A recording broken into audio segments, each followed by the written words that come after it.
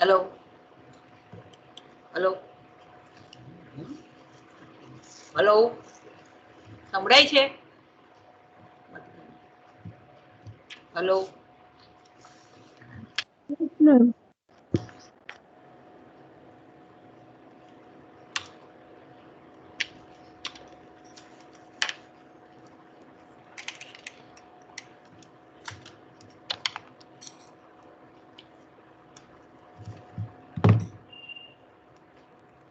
Hello સંભળાય છે ને બધાને? Good morning. ચાલો આપણે કેમિસ્ટ્રી પેપર 5 ફિઝિકલ કેમિસ્ટ્રી એની આપણે ચર્ચા કરેલી હતી. એનું ચેપ્ટર છે વાહકતા મિતીય અનુમાપન. તો વાહકતા મિતીય અનુમાપન કોને કહેવાય? તો કે જેની વાહકતા માપીને આપણે જે અનુમાપન કરીએ એને આપણે વાહકતા મિતીય અનુમાપન કહીએ છીએ. એની આપણે ચર્ચા કરવાની છે. આપણે જોયેલું હતું કોઈ એક આયનના સ્થાને અન્ય આયન આવે ત્યારે એની વાહકતામાં ફેરફાર જોવા મળે છે. એ વાહકતાનો ફેરફાર આપણે વાહકતા મિતીય અનુમાપન દ્વારા શોધી શકીએ છીએ. અહીંયા આપણે એક દ્રાવણ લીધેલું છે AB અને CD. બે દ્રાવણ વચ્ચે પ્રક્રિયા થાય ત્યારે અહીંયા A+ ના જગ્યાએ C+ આયન આવે છે. એટલે તમારી નીપજ CB અને AD મળે છે. એટલે કે કોઈ એક આયનના સ્થાને અન્ય આયન આવે ત્યારે એક આયનની વાહકતામાં ફેરફારને આધારે આપણને વાહકતા મિતીય અનુમાપન જોવા મળે છે. હવે તમારે પ્રેક્ટિકલ છે, તમારે TYમાં કરવાનો છે પ્રેક્ટિકલ. TYની અંદર તમને કંડક્ટોમીટર નામનું સાધન આપવામાં આવશે કે જેની મદદથી તમારે આપેલા દ્રાવણની તમે વાહકતા શોધી શકશો. તમારી સ્ક્રીન ઉપર જો વ્યાખ્યા લખેલી છે કે જે અનુમાપનમાં વાહકતા માપીને અંતિમ બિંદુ શોધવામાં આવે છે આવા અનુમાપનને વાહકતા મિતીય અનુમાપન કહે છે. બરાબર? વાહકતા મિતીય અનુમાપનમાં માપેલી વાહકતા આયનોની સાંદ્રતાની રેખીય વિધેય આયનોની સાંદ્રતાની રેખીય વિધેય હોવાથી વાહકતા મિતિ આલેખમાં બે રેખા મળે છે. બરાબર? અંતિમ બિંદુ મેળવવા માટે આપણે બે રેખા આપણને મળે છે. કેવા પ્રકારનો ગ્રાફ મળે છે એની પણ આપણે ચર્ચા કરેલી હતી. બરાબર છે? ત્યાર પછી આપણે જોઈએ તો કે વાહકતા મિતીય અનુમાપન કરતી વખતે ધ્યાનમાં રાખવાના મુદ્દાઓ એની પણ ચર્ચા આપણી થઈ ગયેલી હતી કે 10 ગણી સાંદ્રતા હોવી જોઈએ. પછી એના કદમાં કોઈ પણ જાતનો ફેરફાર ના થાય એટલે એના કદનું કરેક્શન કરવામાં આવે છે કે સાચી વાહકતા બરાબર માપેલી વાહકતા અને ગુણ્યા એના કદમાં થતો ફેરફાર. ત્યાર પછી એનું તાપમાન આપણે જાળવવું પડે છે. ને ચોથી અગત્યની બાબત એ છે કે આ અનુમાપન કરતી વખતે જ્યારે આપણે અતિમંદ દ્રાવણનો ઉપયોગ કરતા હોય ત્યારે એમાં રહેલી અશુદ્ધિને આપણે દૂર કરવી પડે. એટલે કે આ 4 વસ્તુ તમારે વાહકતા મિતીય અનુમાપન કરતી વખતે તમારે કાળજી રાખવા જેવી બાબતો છે. ત્યાર પછી આપણે જોયેલું કે મુખ્ય છે તે 2 પ્રકારના વાહકતા મિતીય અનુમાપનો જોવા મળે છે. એક એસિડ બેઝ પ્રકારનું વાહકતા મિતીય અનુમાપન અને બીજું છે તે અવક્ષેપન અનુમાપન.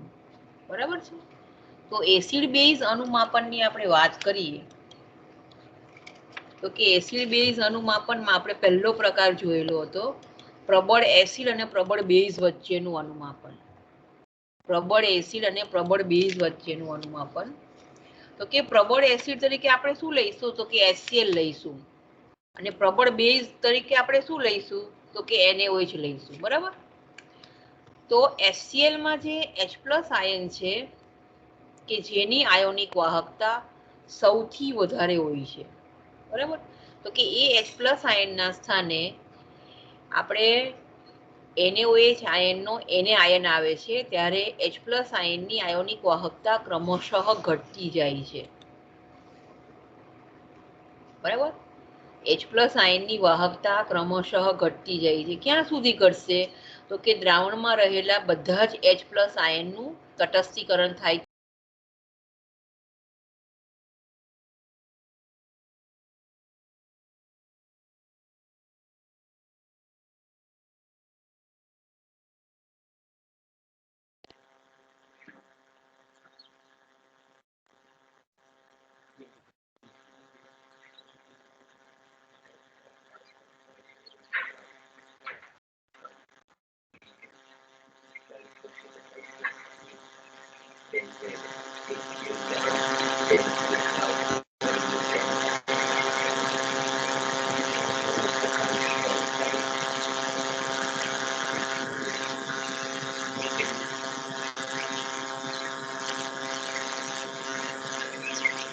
Hello, Ilani Mishune.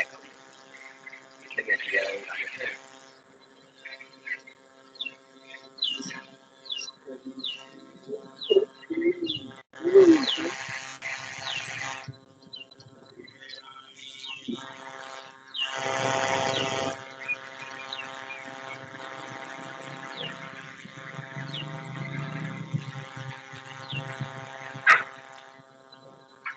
हेलो જાન શકો બી પણ અંદર જમા કરી દે હાલ વાત થઈ કઈ ચોપડી કમ્પ્લીટ થઈ જાય તો મેં બીજો આવતો નહીં કામ છે એ કે અંદર પડતે પડજે ને પડતે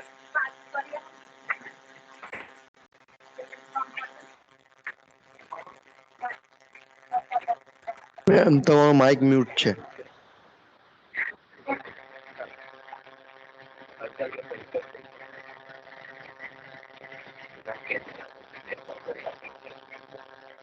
બે પણ અંદર જવા કરી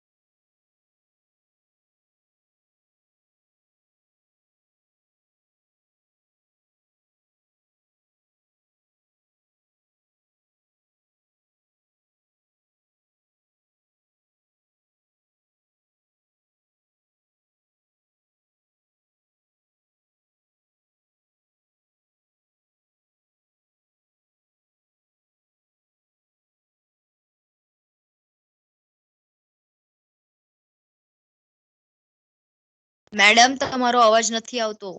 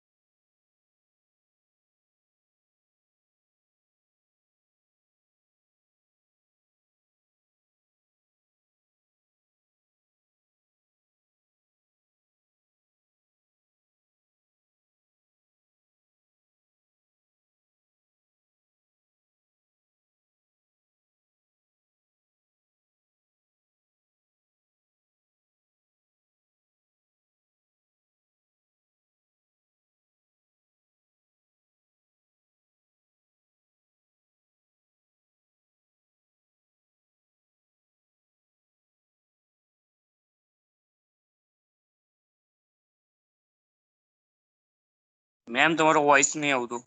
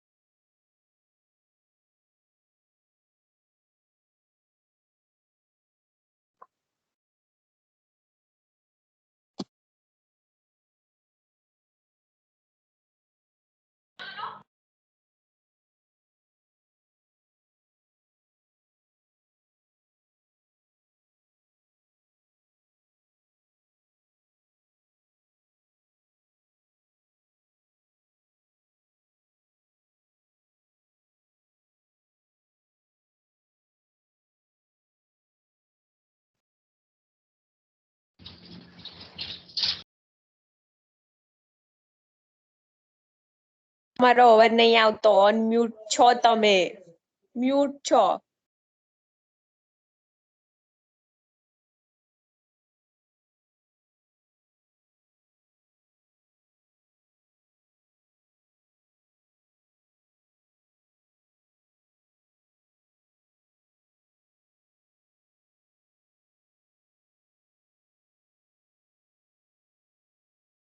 મેડમ તમારો અવાજ નહીં આવતો. તમે મ્યુટ છો. અનમ્યુટ કરો.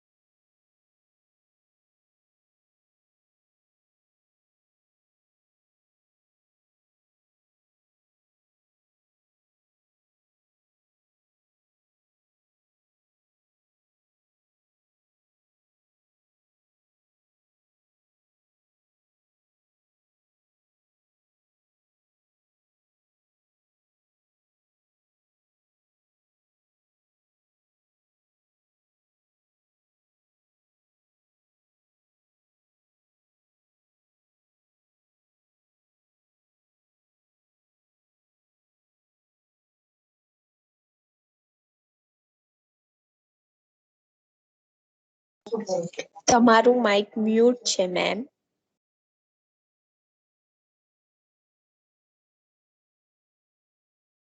અરે યાર મેમને નહીં સંભળાતું. હું કામ કહું છું?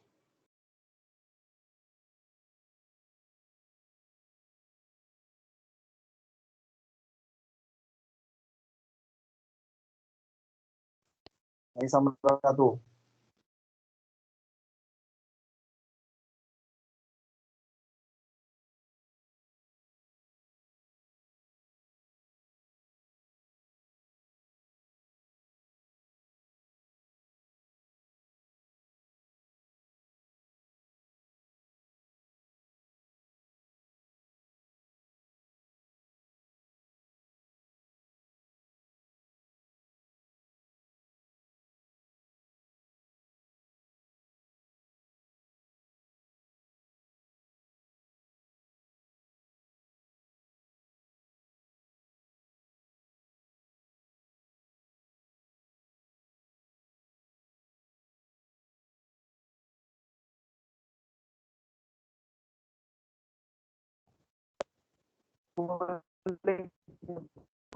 શકાતું નથી. બરાબર, હવે સંભળાયું? હા હા મેડમ, હવે સાંભળાયું તમારું. બરાબર છે, ચાલો.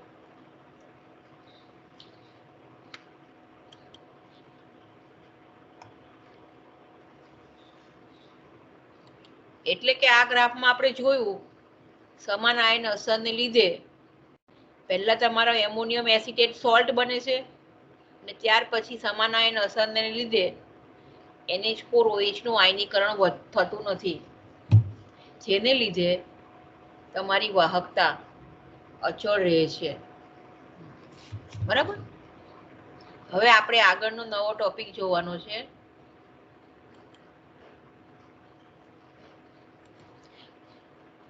હેડિંગ નોટમાં લખો થોડું. બરાબર, શું લખવાનું તે લખતા જાવ સાહેબ. પ્રબળ એસિડ અને નિર્બળ એસિડના મિશ્રણનો પ્રબળ બેઝ સાથે અનુમાપન. પ્રબળ એસિડ અને નિર્બળ એસિડના મિશ્રણનું પ્રબળ બેઝ સાથે અનુમાપન. પ્રબળ એસિડ તરીકે લખો HCl અને નિર્બળ એસિડ તરીકે લખો એસિટિક એસિડ. અહીંયા લખેલું જ છે જો, HCl પ્લસ એસિટિક એસિડ, એટલે કે HCl પ્રબળ એસિડ છે, એસિટિક એસિડ એ નિર્બળ એસિડ છે, એ બંનેનું મિશ્રણ છે. આ મિશ્રણને આપણે બે અલગ અલગ રીતે ટાઇટ્રેશન કરવાનું છે. આ એક મિશ્રણનું પહેલા છે તે પ્રબળ બેઝ સાથે કરવાનું છે અને ફરી આ બંને મિશ્રણનું નિર્બળ બેઝ સાથે અનુમાપન કરવાનું છે. ખ્યાલ આવે છે? એટલે કે મિશ્રણની અંદર તમારી આગળ HCl છે અને બીજું છે તમારી આગળ એસિટિક એસિડ. તો કે આ પ્રકારના અનુમાપનની પદ્ધતિથી HCl અને એસિટિક એસિડના મિશ્રણમાં રહેલા HCl અને એસિટિક એસિડની સાંદ્રતા NaOH સાથેના અનુમાપનથી નક્કી કરી શકાય છે.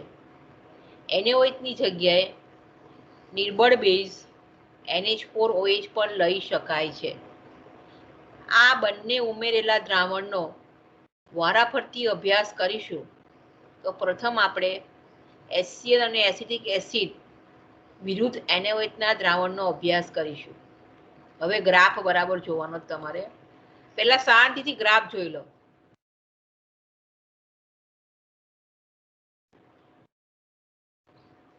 આ કન્ડક્ટન્સ એટલે વાહકતા લખેલું છે. વોલ્યુમ ઓફ ટાઇટ્રેન્ટ એડેડ, કયું અહીંયા મારે લખવું પડશે?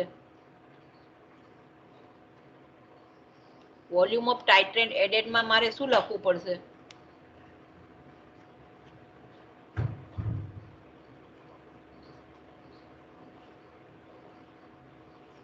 વોલ્યુમ ઓફ ટાઇટ્રેન્ટ એડેડ છે એમાં શું લખવું પડશે? જો તમે NaOH લીધો હોય, હા બોલો.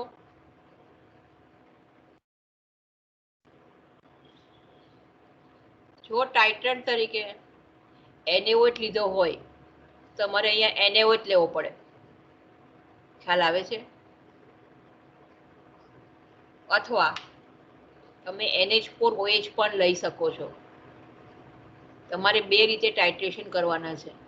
તો હમણાં આપણે પહેલા છે પ્રબળ બેઝ NaOH ની વાત કરીએ છીએ, એટલે કે મિક્સર છે આપણું HCl અને એસિટિક એસિડનું, એના વિરુદ્ધ આપણે NaOH ટાઇટ્રન્ટ તરીકે લીધેલું છે.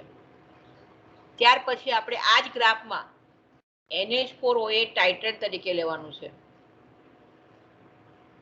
તો કે તમારા મિક્સરની અંદર HCl અને એસિટિક એસિડ છે, તો HCl માં HCl નું પહેલા ન્યુટ્રલાઇઝેશન થશે, ત્યાર પછી છે તે એસિટિક એસિડ નું થશે. બરાબર? તો કે અહીંયા આપણે આ બિંદુઓ, એટલે કે તમારે શું કરવાનું, એક બીકર તમને આપશે 100 ml નું, તમારે ટીવાયમાં આ જ પ્રેક્ટિકલ કરવાનો છે, અને આ જ ગ્રાફ તમારે તમને આ મિશ્ર દ્રાવણ આપેલું હશે, કંડક્ટોમીટર પ્રેક્ટિકલની મદદથી આવો ગ્રાફ તમારે દોરવાનો આવશે. તો પ્રેક્ટિકલમાં કઈ રીતે કરવાનું આવશે કે HCl અને એસિટિક એસિડના મિશ્રણનું દ્રાવણ તમારે બીકરમાં લેવાનું 50 ml, અને એની સામે બ્યુરેટ છે એમાં તમારે NaOH નું દ્રાવણ લેવાનું, અને તેમાં પ્લેટિનમ કંડક્ટિવિટી સેલ મૂકવાનો આવશે, અને તમારે રીડિંગ લેવાના છે. એ રીડિંગ તમને વાહકતા બતાવશે. બરાબર? તો અહીંયા આપણે જોઈએ ગ્રાફમાં શરૂઆતની અંદર જ્યારે તમે દ્રાવણ લીધેલું છે, કશું નાખેલું નથી આમાં, એટલે તમે હવે પ્લેટિનમ કંડક્ટિવિટી સેલ મૂકો, ત્યાર પછી તમે બ્યુરેટમાંથી NaOH ઉમેરતા જાઓ. તો ઉમેરતા જેમ જેમ તમે NaOH ઉમેરો છો તેમ તેમ HClમાં રહેલા H+ આયનનું વિસ્થાપન સોડિયમ આયન વડે થાય છે. બરાબર? એટલે H+ આયન છે કે જેની વાહકતા સૌથી વધારે છે, એની જગ્યાએ ઓછી વાહકતા ધરાવતો સોડિયમ આયન આવે છે. બરાબર? એને લીધે વાહકતા તમારી આ ઘટતી જાય છે. ક્યાં સુધી ઘટશે કે દ્રાવણમાં રહેલા HClના દરેક H+ આયનનું તટસ્થીકરણ થાય ત્યાં સુધી આ તમારી વાહકતા ઘટશે. હવે આપણે જોઈએ કે દ્રાવણમાં એક પ્રબળ એસિડ HCl છે, બીજો નિર્બળ એસિડ છે. દ્રાવણમાં શરૂઆતમાં, એટલે કે અનુમાપન શરૂ કરતા પહેલા પ્રબળ HCl ના H+ આયનની મહત્તમ આયોનિક વાહકતા લેમડા H+ એટલે 350 ઓહમ ઇનવર્સ સેન્ટીમીટર સ્ક્વેર પર ઇક્વાવેલેન્ટ ને લીધે દ્રાવણની શરૂઆતની વાહકતા મહત્તમ છે. અનુમાપન વખતે ધીમે ધીમે NaOH ઉમેરવામાં આવે, જેમ જેમ NaOH ઉમેરતા જઈએ તેમ તેમ દ્રાવણની સાંદ્રતા છે, એટલે વાહકતા છે ક્રમશઃ ઘટે છે. બરાબર? આ દ્રાવણની વાહકતાનો ઘટાડો, એટલે કે આ દ્રાવણની વાહકતાનો ઘટાડો તમે આ ગ્રાફ ઉપરથી જોઈ શકો છો.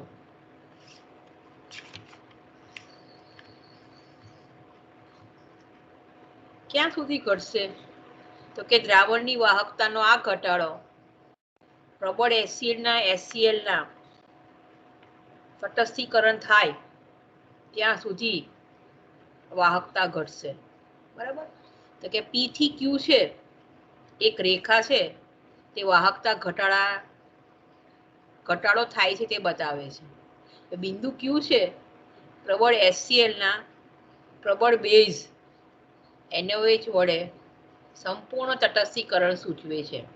હવે બિંદુ Q પછી પ્રબળ એસિડનું સંપૂર્ણ તટસ્થીકરણ થઈ ગયા બાદ વધુ NaOH ઉમેરવામાં આવે ત્યારે Q પછી ઉમેરેલા, એટલે કે આ Q પછી ઉમેરેલા NaOH નું દ્રાવણ હવે મિશ્રણના એસિટિક એસિડનું તટસ્થીકરણ શરૂ કરશે.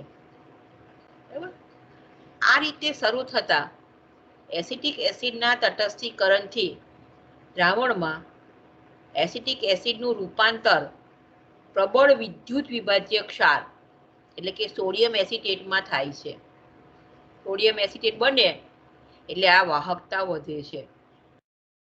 જેમ જેમ NaOH ઉમેરતા જઈએ તેમ તેમ સોડિયમ એસિટેટ ઉત્પન્ન થાય છે અને વાહકતા આપણે વધતી જાય છે, જે ક્યુ થી આર આપણે બતાવેલ છે. એટલે આર બિંદુએ બધા જ એસિટિક એસિડનું તટસ્થીકરણ પૂરું થાય છે.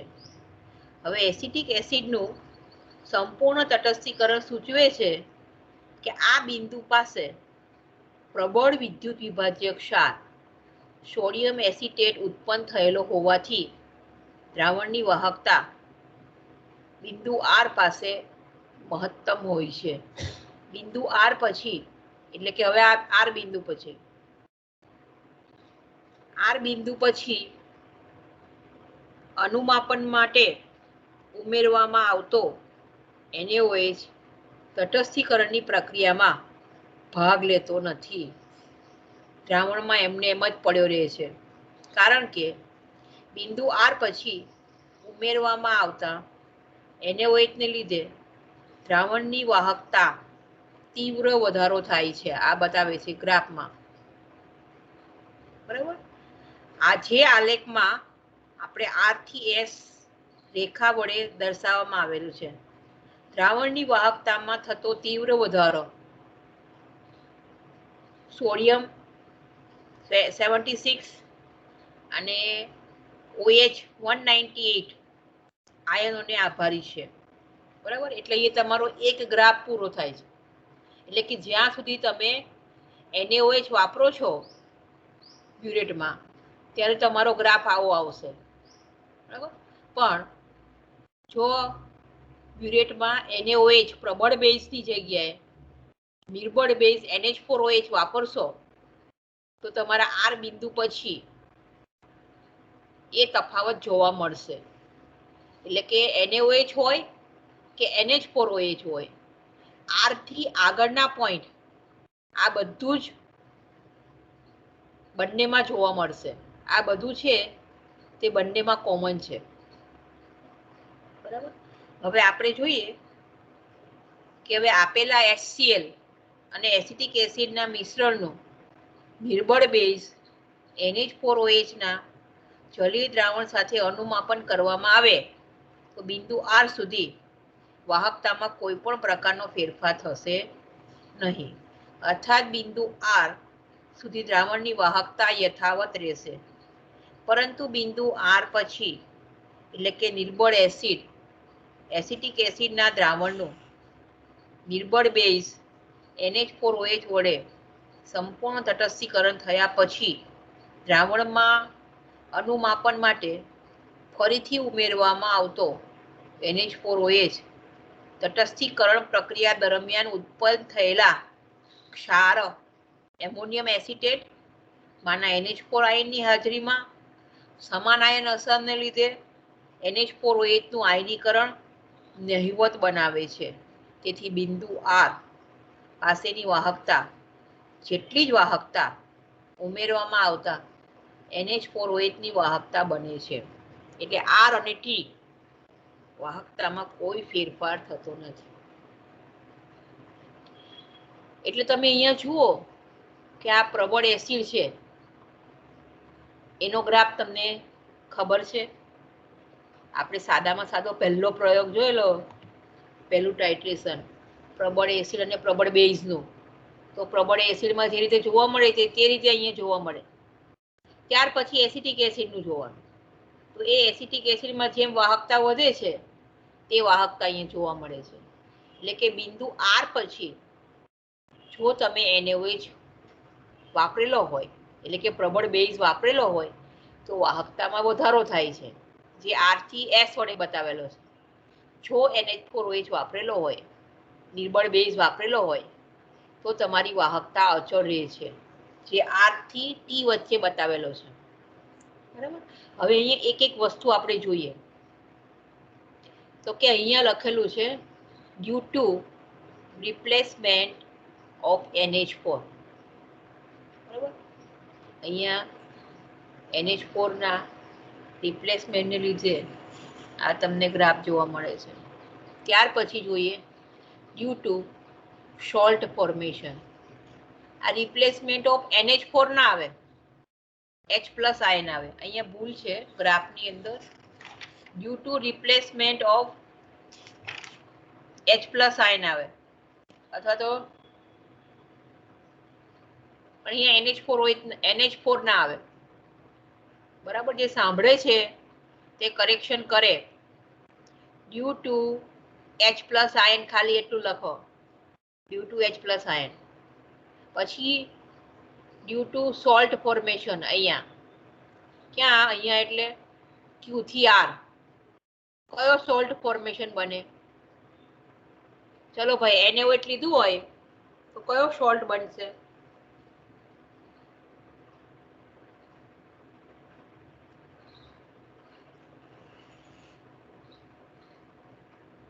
મિશ્ર દ્રાવણની અંદર HCl અને એસિટિક એસિડના દ્રાવણમાં આપણે NaOH દ્રાવણ નાખીએ છીએ તો કયો ક્ષાર બને?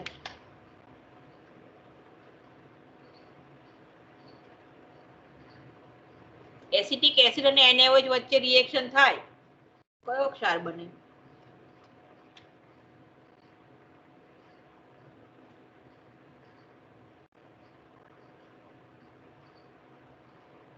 ચલો સોડિયમ જવાબ ક્ષાર. Sodium acetate. ક્ષાર. Sodium acetate, sodium salt. બરાબર? હા. હા, હવે ધારો કે એસિટિક એસિડ ની અંદર NH4OH નાખેલો હોય તો કયો ક્ષાર બનશે?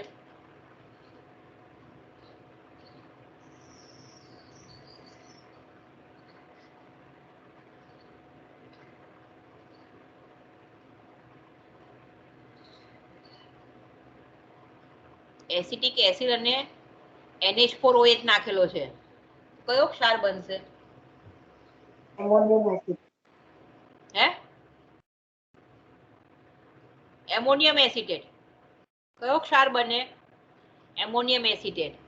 એટલે અહીંયા લખે છે ને કે ડ્યુ ટુ સોલ્ટ ફોર્મેશન, એટલે કાં તો તમે જો NaOH લીધો હોય તો સોડિયમ એસિટેટનો સોલ્ટ બને, અને NH4OH લીધો હોય તો એમોનિયમ એસિટેટનો સોલ્ટ બને. એટલે અહીંયા કોઈ પણ સોલ્ટ બને એ જેનો આધાર NaOH અથવા NH4OH ઉપર રહેલો છે.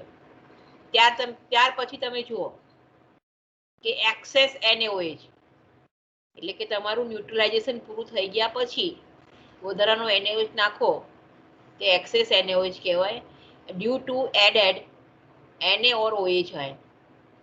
ત્યાર પછી જો NH4OH લીધો હોય તો અહીંયા લખે છે due to common effect of NH4, common ion effect લખવું જોઈએ, due to common ion effect of NH4. હવે મને બોલો, કોમન આયન ઇફેક્ટ થી કયા દ્રાવણ પર અસર થશે? NH4OH દ્રાવણ કે એસિટિક એસિડના દ્રાવણ?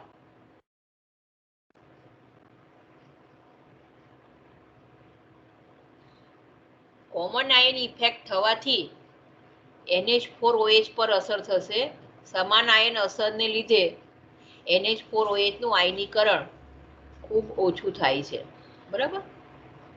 એટલે તમારી વાહકતા અચળ રહે છે. હવે અહીંયા આને આપણે V1 કીધું છે, ફર્સ્ટ એન્ડ પોઈન્ટ, એટલે કે HCl નું તટસ્થીકરણ થયું છે. અહીંયા છે એને સેકન્ડ એન્ડ પોઈન્ટ લખેલું છે, એનો અર્થ કે એસિટિક એસિડનું તટસ્થીકરણ થયું છે. આ તમને છે અહીંથી અહીં સુધીનું કદ છે HCl નું મળશે, અને V1 થી V2 એસિટિક એસિડનું કદ મળશે. તો એસિટિક એસિડનું કદ મેળવવા માટે V2 - V1 તમારે કરવું પડે, એને આધારે તમને નોર્માલિટી મળે છે. બરાબર?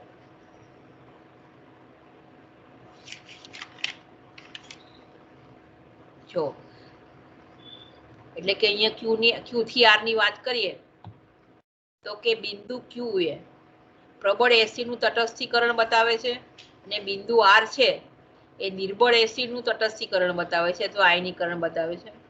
આમ Q ને અનુરૂપ ઉમેરવામાં આવતો NaOH અથવા તો NH4OH V1 ml પરથી પ્રબળ એસિડની સાંદ્રતા ગણી શકાય અને આર ને અનુરૂપ ઉમેરવામાં આવતા એને હોય છે V2 માઇનસ V1 કદ પરથી નિર્બળ એસિડની સાંદ્રતા ગણી શકાય.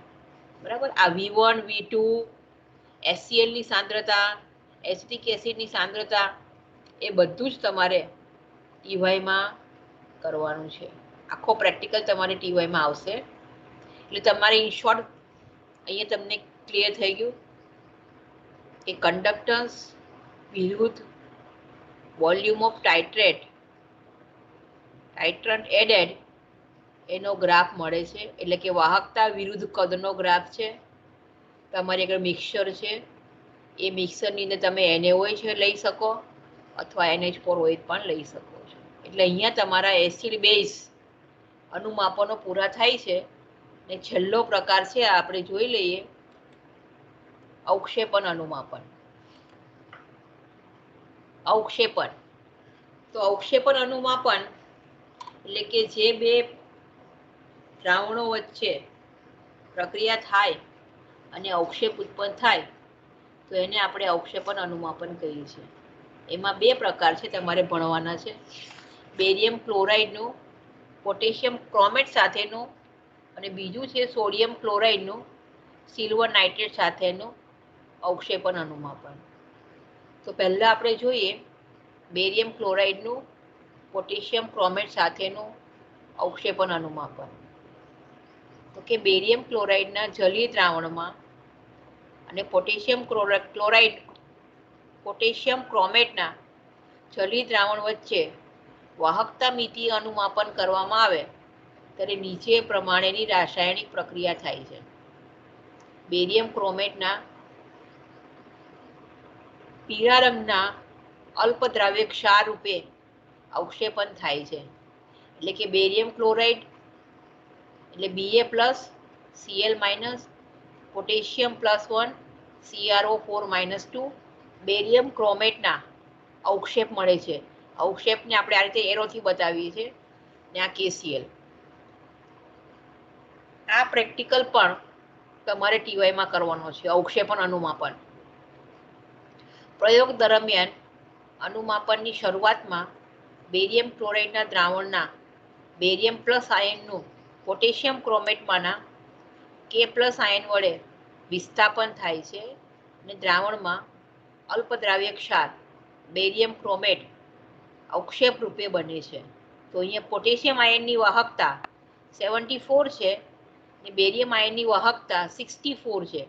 થોડી વધારે હોવાથી બેરિયમ ક્લોરાઇડના દ્રાવણનું પોટેશિયમ ક્રોમેટના દ્રાવણ અનુમાપન ધીરે ધીરે ઉમેરવાથી વાહકમાં થોડો વધારો થાય છે. બરાબર. એટલે આ રીતે ગ્રાફ મળશે.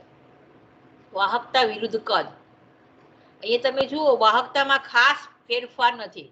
બેરિયમ અને પોટેશિયમની આયોનિક વાહકતામાં ખાસ ફેરફાર નથી. એક આયનની જગ્યાએ બીજો આયન આવવા છતાં વાહકતા જાણે અચળ રહેતી હોય એવું લાગે છે. અહીંયા લખે છે due to replacement of barium by potassium. બેરિયમની જગ્યાએ કોણ આવે છે? પોટેશિયમ આવે છે. અને ત્યાર પછી અંતિમ બિંદુ પછી તમે પોટેશિયમ ક્રોમેટનું દ્રાવણ ઉમેરવો તો એ આયનને લીધે એની વાહકતા ક્રમશઃ વધે છે. બરાબર. હવે આગળ બીજો ગ્રાફ જોઈએ, બીજો પ્રકાર જોઈ લઈએ કે સોડિયમ ક્લોરાઇડનો સિલ્વર નાઇટ્રેટ સાથેના અવક્ષેપન અનુમાપન.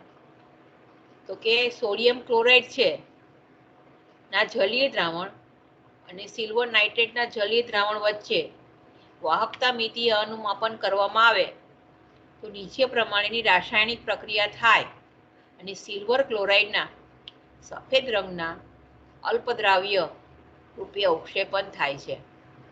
એટલે કે NaCl, સિલ્વર નાઇટ્રેટ અને AgClના અવક્ષેપ અને NaNO3. હવે AgClના અવક્ષેપ કેવા મળે એ તમે અકાર્બનિક પૃથ્થકરણની અંદર આ વખતે કરેલું જ હશે કે ક્લોરાઇડ દ્રાવણની અંદર તમને AgNO3 નાખવાનું કીધું હશે બ્રાઉન રંગની બોટલમાં રહેલું. જો તમારા અવક્ષેપ આવે તો ક્લોરાઇડ હાજર. તો એ રીતે અહીંયા એ જ રિએક્શન છે. ક્લોરાઇડની હાજરીમાં AgNO3 નાખો એટલે AgClના અવક્ષેપ મળે છે. બરાબર. તો કે અનુમાપન દરમિયાન શરૂઆતમાં NaClના દ્રાવણમાંના ક્લોરાઇડ આયનનું સિલ્વર નાઇટ્રેટમાંના નાઇટ્રેટ આયન વડે વિસ્થાપન થાય છે અને દ્રાવણમાં અલ્પદ્રાવ્ય ક્ષાર AgCl અવક્ષેપણના રૂપમાં મળે છે. એ ક્લોરાઇડ આયનની આયોનિક વાહકતા ક્લોરાઇડ આયનની આયોનિક વાહકતા 76 બરાબર ohm inverse centimetre square equivalent inverse અને નાઇટ્રેટ આયનની આયોનિક વાહકતા 71 છે. તમે જુઓ બંનેની આયોનિક વાહકતા લગભગ સરખી છે, એટલે કે લગભગ સરખી હોવાથી NaClના દ્રાવણમાં AgNO3ના દ્રાવણનું અનુમાપન માટે ધીરે ધીરે ઉમેરવાથી દ્રાવણની વાહકતામાં કોઈ ખાસ ફેરફાર થતો નથી.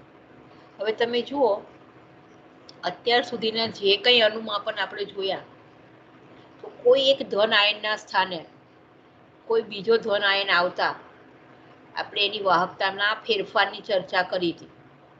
આ એક સિલ્વર ક્લોરાઇડ અને સિલ્વર નાઇટ્રેટ વચ્ચેનું જે અનુમાપન છે જેમાં આપણે એક ઋણ આયનના સ્થાને બીજો ઋણ આયન આવવાથી વાહકતામાં જે ફેરફાર થાય છે એના આધારે આપણે ગ્રાફની ચર્ચા કરીએ છીએ. એક જ એવું અનુમાપન છે કે જેમાં ઋણ આયનના સ્થાનને બીજો ઋણ આયન આવવાથી વાહકતામાં ફેરફાર થાય છે.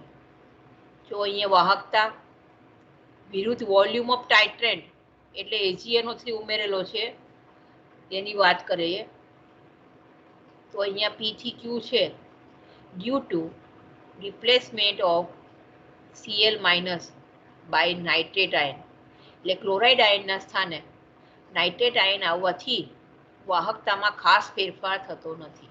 એટલે તમને એક અક્ષની સમાંતર એ રેખા જોવા મળે છે. જ્યારે એનું અંતિમ બિંદુ એટલે કે તમારા દ્રાવણમાંથી બધા જ ક્લોરાઇડ આયન વપરાઈ જાય છે, અંતિમ બિંદુ પછી તમે વધારાનો AgNO3 નાખો છો તો AgNO3 ને લીધે એની વાહકતા વધે છે, જે તમે Q થી R બતાવેલી છે. હવે આપણે જોઈએ આલેખમાં P થી Q તરફ દર્શાવેલી રેખા ઉપરોક્ત અચળ વાહકતાનું નિર્દેશન કરે છે. બિંદુ Q એ AgClનું સંપૂર્ણ અવક્ષેપન થાય છે. ત્યારબાદ અનુમાપન માટે ફરીથી ઉમેરવામાં આવેલા AgNO3નું દ્રાવણમાં Ag+ અને NO3 આયનના રૂપમાં એમનું એમ જ પડ્યું રહે છે. ટૂંકમાં તટસ્થીકરણ બિંદુ Q બાદ ઉમેરવામાં આવેલા વધારાના AgNO3 પ્રક્રિયામાં ભાગ લેતા નથી. Ag+ અને નાઇટ્રેટ આયનોના રૂપમાં પડ્યા રહે છે. આ આયનોની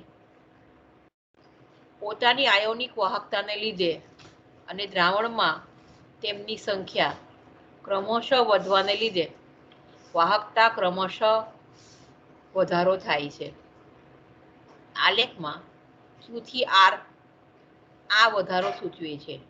આમ આ બે રેખા PQ અને QR જે બિંદુએ એકબીજાને છેદે છે તેને તટસ્થીકરણ બિંદુ અથવા તો સમતુલ્ય બિંદુ કહેવામાં આવે છે. બરાબર.